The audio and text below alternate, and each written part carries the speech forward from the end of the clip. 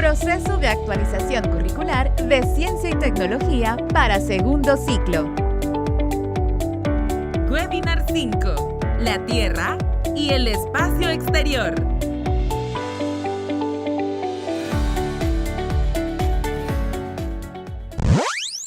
Hola, bienvenidos a los webinarios de formación docente de Ciencia y Tecnología. Este es el módulo 4, titulado La Tierra y el espacio exterior. Iniciaremos con la formación de la Tierra. La naturaleza humana hace que siempre nos hagamos preguntas, y muchas de esas preguntas pueden ser profundas y difíciles de contestar, como las que planteo a continuación. ¿Cuándo y cómo se formó la Tierra? ¿O qué tan antiguo es nuestro planeta? Podemos hacer esta clase de preguntas cuando desarrollamos contenidos con nuestros estudiantes. O también podemos plantear situaciones como: ¿es posible que la Tierra haya sido muy diferente al como es en la actualidad?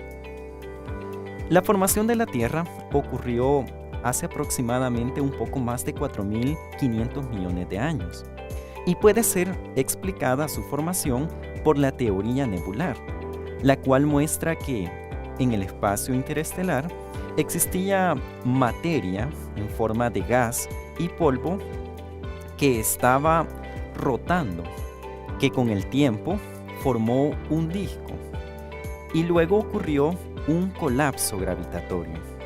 Para ese momento, la temperatura de aquella materia interestelar era muy elevada, debido al calentamiento gravitacional que ocasionó ese colapso. La Tierra y los demás planetas, así como el Sol, se formaron a partir de esta nube. Esta nube estaba en rotación y es denominada una nebulosa solar o nebulosa presolar. Cuando se formó la estrella primitiva que ahora conocemos como Sol, se marcó un fin en ese periodo de contracción y por lo tanto la temperatura comenzó a disminuir. Las sustancias con puntos de fusión más elevados, como consecuencia, se comenzaron a condensar en pequeñas partículas. Estas partículas que se formaron comenzaron a tener colisiones repetidas, ya que esta nube estaba en rotación. Estas colisiones repetidas provocaron la unión de estas masas en cuerpos más grandes. A este proceso se le conoce como acreción, el crecimiento de un cuerpo por agregación de cuerpos menores.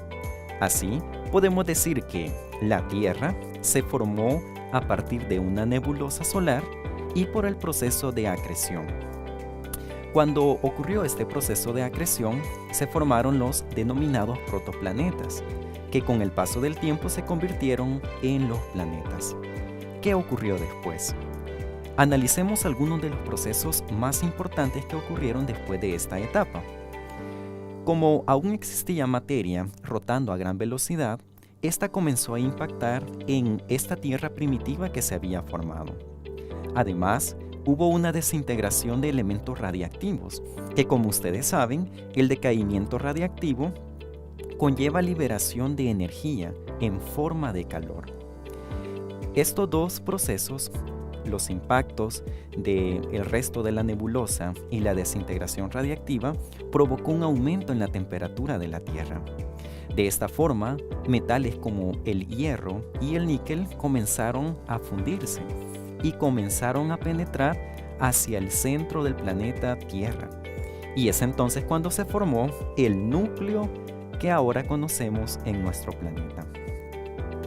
Otro proceso importante como consecuencia de el cambio de temperatura en la Tierra primitiva fue la diferenciación química, pues debido a esto se formaron masas flotantes de roca fundida que ascendieron hasta la superficie.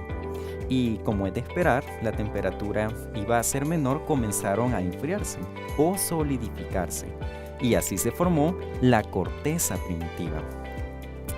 Pero no solamente existía materia en forma de estado sólido y en estado líquido, también existía materia en estado gaseoso. Así que estos compuestos gaseosos, por diferencias de densidad y otros procesos, escaparon del interior de la Tierra y comenzó a formarse de manera gradual la atmósfera primitiva. Ahora que ya conocemos de forma general cómo se formó el planeta Tierra, conozcamos su estructura. Actualmente sabemos que no podemos hacer un viaje al interior de la Tierra. Algunos escritores han plasmado en novelas o hemos visto en películas viajes ficticios, pero la realidad es que no podemos hacerlo. Es por eso que surge la pregunta, ¿cómo conocemos la actual estructura interna de la Tierra? Es una pregunta que pueden plantear a sus estudiantes. ¿Cómo es posible si ni siquiera podemos ir a unos cuantos kilómetros de profundidad en el interior de ella? Bueno, para conocer la estructura interna de la Tierra, especialistas como sismólogos, geofísicos, geólogos y otros afines estudiaron la forma en cómo se propagan las ondas sísmicas, debido a que estas, por ser un fenómeno ondulatorio, pueden viajar a través de la diferente materia que hay en el interior del planeta. Pueden propagarse, pero también pueden reflejarse, debido a que son ondas mecánicas. Es interesante que cuando son registradas estas ondas sísmicas en instrumentos como los sismógrafos, es posible determinar cómo ha sido el comportamiento de estas ondas en los diferentes medios que han viajado. De esta forma es que a través de estas ondas sísmicas ha sido posible de manera indirecta ver cómo está constituida la Tierra en su interior. Y se ha descubierto que está constituido por capas principales. Una analogía que pueden utilizar, un ejemplo sencillo, es el de una cebolla y pueden planteárselo a sus estudiantes. La cebolla tiene diferentes capas. Eso sí, la Tierra, con las capas que tiene en su estructura, sí podemos apreciar diferencias considerables. Podemos clasificar la estructura interna de la Tierra a partir de su composición químicamente, pero también de sus propiedades mecánicas, de una forma física. Por ejemplo, es de esperarse que a medida aumenta la profundidad, aumentan otras magnitudes físicas como la temperatura y la presión. Una roca que es sólida en la superficie, en el interior del planeta puede ser plástica o incluso puede estar fundida, debido a estos cambios de temperatura y presión. La clasificación química sugiere, como pueden observar en la imagen, que la Tierra tiene una corteza, que sería la parte más exterior del interior de la Tierra. Esta tiene un espesor de 30 kilómetros aproximadamente para la corteza continental y unos 5 kilómetros para la corteza oceánica, que es más delgada. Luego está el manto, que tiene una profundidad aproximada de 2.900 kilómetros y es la capa más grande de la Tierra. Está situada debajo de la corteza. Y luego tenemos el núcleo externo y el núcleo interno. El núcleo externo está constituido, como aprendimos anteriormente, de hierro y níquel, pero en estado líquido, mientras el núcleo interno está compuesto por estos mismos metales, pero en estado sólido. La clasificación física de la estructura interna de la Tierra sugiere 5 capas: la litosfera, que es una capa rígida; la astenosfera, que es una capa blanda con un comportamiento plástico, que sería esta que se encuentra aquí en segundo lugar. Pueden ir viendo las profundidades de cada una de estas capas. Luego está el manto, una capa más rígida que la astenosfera, pero también hay rocas que están muy calientes y son capaces de fluir de una forma gradual los materiales que se encuentran ahí. El núcleo exterior, que como ya aprendimos es una capa líquida de metales como hierro y níquel, y que son los generadores del campo magnético, ya que pueden hacer un fenómeno de convección, y estos metales también están acompañados de iones, partículas que están cargadas eléctricamente. Y como ya sabemos, este movimiento de partículas cargadas eléctricamente generan un campo magnético, que en el caso de la Tierra ya aprenderemos cómo es que funciona y para qué sirve. Y por último está el núcleo interior de la Tierra, y es bastante resistente comparado al núcleo externo. Se dice que la Tierra es como un imán. Pueden plantear esta idea a sus estudiantes cuando enseñen sobre estos contenidos del campo magnético y la estructura interna de la Tierra. Literalmente es un imán la Tierra. Tiene un campo magnético. Pero, ¿por qué lo tiene? Y más interesante aún, ¿cuál es la importancia que tiene este campo magnético? Bueno, a este campo magnético de la Tierra es nombrado como magnetosfera y literalmente está envolviendo nuestro planeta. Es como un escudo. Está desviando la mayor parte de energía que emite el Sol, la estrella central del sistema solar, pero también es un escudo permeable, ya que permite el paso de cierta fracción de energía y de algunos tipos determinados de partículas. Pero algo que es muy importante es cuando interactúa con el viento solar. El viento solar son partículas cargadas eléctricamente que son emitidas desde el Sol. Si no estuviera el campo magnético protegiéndonos, estas partículas serían muy dañinas. De hecho, la vida no sería como la conocemos. Cuando esto ocurre, el campo magnético cambia su forma y se reconfigura. Estos cambios pueden ser muy perceptibles para la sociedad humana y eso también si consideramos de que la actual sociedad humana depende mucho de la tecnología, que es sensible a estos cambios. La magnetosfera absorbe la energía que ingresa del viento solar y la libera mediante explosiones que son conocidas como tormentas geomagnéticas. Uno de los efectos más evidentes que produce la magnetosfera y sus interacciones es uno muy pero muy hermoso y que es observable en los cielos. Claro, en algunas regiones específicas de la Tierra. Estos son llamados fenómenos luminosos y específicamente recibe el nombre de auroras polares. Pero, ¿qué son y cómo se producen? A continuación pueden observar un video breve en el que se muestra este fenómeno.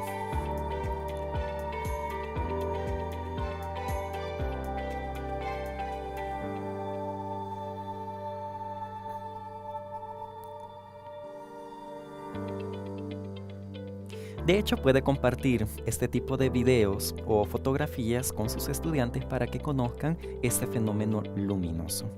Pero estas auroras polares aparecen en las capas superiores de la atmósfera, como observamos en forma de arco, bandas o cortinas, y prácticamente son el resultado de la interacción del viento solar con el campo magnético de la Tierra. Lo que hace el campo magnético es canalizar el viento solar y lo hace colisionar con las moléculas que están en las capas superiores de la atmósfera. Estas moléculas son de gases que hay en la atmósfera. El resultado es que estas colisiones liberan energía en forma de luz, es decir, liberan fotones en ciertas longitudes de ondas, y eso es lo que produce esos bellos y espectaculares colores en el cielo. Claro, este tipo de fenómenos únicamente ocurren en los arcos próximos a los polos magnéticos de la Tierra. Así que podría resultar difícil observar en la vida un fenómeno de estos. Tendríamos que viajar hasta esas regiones. En el hemisferio norte recibe el nombre de aurora boreal y en el hemisferio sur el nombre de aurora austral. Ahora vamos a continuar y vamos a conocer un poco de la geodinámica de la Tierra a partir de la tectónica de placas. De seguro todos hemos observado que en el planeta Tierra existen regiones en donde ocurren sismos constantemente y que también hay volcanes activos. Puede hacer mención a sus estudiantes cuando enseñe estos contenidos que en El Salvador, el país en el que vivimos, podemos observar ambos fenómenos. Podemos observar que ocurren muchos sismos y que también en el tiempo han ocurrido erupciones volcánicas. Pero, ¿por qué es esto así? ¿Por qué ocurren estos fenómenos? Bueno, para eso tenemos que aprender un poco sobre la geodinámica de la Tierra y nos daremos cuenta que la ocurrencia de sismos y la ocurrencia de erupciones volcánicas también se relaciona con el movimiento de los continentes en la Tierra. Vamos a establecer las siguientes ideas. Para comenzar, vamos a establecer de que la litosfera, la capa más superficial del planeta Tierra, está fragmentada en bloques, y estos bloques son conocidos como placas tectónicas. Estas placas tectónicas no son estáticas, se están moviendo y lo hacen sobre el manto inferior, del cual ya aprendimos anteriormente. Este proceso, este movimiento, provoca un fenómeno que conocemos como subducción y también la expansión del fondo oceánico. En algunas regiones del planeta se está expandiendo y en otras se está destruyendo este material que está siendo generado por la expansión del fondo oceánico. Para entenderlo mejor, observemos el siguiente mapa y veremos que en algunas regiones determinadas es donde ocurren los sismos y erupciones volcánicas, y justamente se relacionan con los límites de estas placas tectónicas que he mencionado anteriormente, que se encuentran formando el planeta Tierra. Así, en los bordes de las placas tectónicas, estos grandes bloques de corteza, ya sea oceánica o continental, es donde las interacciones de estas generan tanto los sismos como las erupciones volcánicas. Este tramo que ustedes observan aquí de región de la Tierra es conocido como el Anillo de Fuego del Pacífico y tiene su explicación a través de la tectónica de placas. Así que, de acuerdo a los bordes de las placas tectónicas, vamos a aprender de que hay distintos tipos de bordes. Dependiendo estos bordes, es que se van a producir procesos importantes como la sismicidad, el vulcanismo, la formación de montañas, como por ejemplo la cordillera del Himalaya, y también la generación de nueva corteza oceánica, en donde el resultado más evidente es la separación o unión de los continentes. Y también hay otros procesos de menor importancia. Para eso vamos a ver los bordes de las placas tectónicas. El primero de ellos es el borde convergente o destructivo, en donde las placas tectónicas están chocando. Una de ellas, por diferencia de densidad o otros factores que son un poco más complejos, comenzará a subducir debajo de la otra. En estos límites es donde se forman cadenas montañosas, donde se forman volcanes y donde ocurren sismos. En El Salvador, como más adelante vamos a aprender, este tipo de borde de placa tectónica tiene una gran influencia en el territorio. También están los bordes divergentes o constructivos. Estos es donde se genera nuevo material. Están generando nueva corteza oceánica. En este tipo de borde, las placas tectónicas, en vez de estar chocando, se están separando. Y esto se debe a que directamente del interior de la Tierra está ascendiendo material fundido. Este material fundido proviene del manto, el cual ya lo conocemos. Así que en los bordes divergentes se está formando nueva corteza y en los bordes convergentes se están destruyendo. De esa forma, la Tierra no aumenta en tamaño, como alguien podría pensar al ver este tipo de interacciones, ya que por un lado se genera nuevo material, pero por otro se destruye. Y también están los bordes transformantes, en donde se están deslizando una respecto a otra las placas tectónicas, como lo es el caso de la interacción que ocurre en California. Entonces, como hemos aprendido, los volcanes y las fallas geológicas que generan los sismos se relacionan directamente con los bordes convergentes y transformantes. Esto es una buena idea que pueden compartir con sus estudiantes. Pero veamos qué ocurre en El Salvador. Para eso vamos a observar los siguientes mapas. En el mapa de la derecha de su pantalla pueden observar que el mapa de elevación digital muestra algunas estructuras que son muy evidentes. Por ejemplo, los volcanes activos de El Salvador se ubican en una cadena. De hecho, esta cadena recibe el nombre de Arco Volcánico de El Salvador o Arco de Volcanes Activos de El Salvador. Pero también, por el otro lado, pueden observar que la ocurrencia de los sismos, que son los puntos en color rojo que aparecen, también ocurren en zonas específicas. Por ejemplo, las agrupaciones que hay de sismos en el interior de El Salvador aparecen en regiones muy específicas y determinadas. Y lo mismo ocurre con los sismos que han sucedido frente a las costas del Salvador. Pero, ¿qué importancia tiene esto? Reconocer dónde están los volcanes activos y dónde ocurren los sismos. Bueno, para eso vamos a analizar lo que es la tectónica de Centroamérica y vamos a tratar de entender mejor este aspecto. La primera pregunta que surge es, ¿cuáles son las placas tectónicas que interactúan en Centroamérica? Bueno, como pueden observar, una de estas placas es la placa de Cocos y la placa del Caribe. Pero también hay otra placa que es la placa norteamericana, que es la que estoy señalando. Hay una interacción triple que ocurre en la cercanía de El Salvador, debido a que frente a sus costas está un proceso de subducción, que son estas líneas color azul, en donde la placa de Cocos está subduciendo bajo la placa del Caribe. Como ya aprendimos, este tipo de interacciones generan sismos y genera volcanes. Pero también en El Salvador, en el pasado, tuvo como consecuencia este proceso de subducción el levantamiento epirogénico, es decir, el levantamiento del fondo oceánico para generar cadenas montañosas.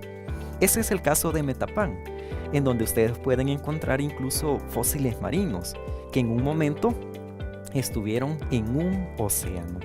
Debido a los procesos de subducción, que en un momento la tasa en la cual estaba subduciendo la placa de Cocos aumentó y también cambió el ángulo de subducción, se produjo este proceso de levantamiento de la corteza oceánica. Y los volcanes son el resultado también de este proceso de subducción. Aproximadamente, la placa de Cocos subduce entre 70 y 80 milímetros por año. También existe la interacción de la placa del Caribe con la placa norteamericana, en donde hay un sistema de fallas transformantes o un borde transformante que también ya lo hemos identificado, que puede producir deformación en la corteza y también puede producir la generación de sismos. Debido a estas interacciones es que El Salvador está caracterizado por los volcanes activos y también por la ocurrencia de sismicidad. Pero puede preguntar a sus estudiantes, ¿han observado cómo se reportan los parámetros de un sismo sentido en El Salvador?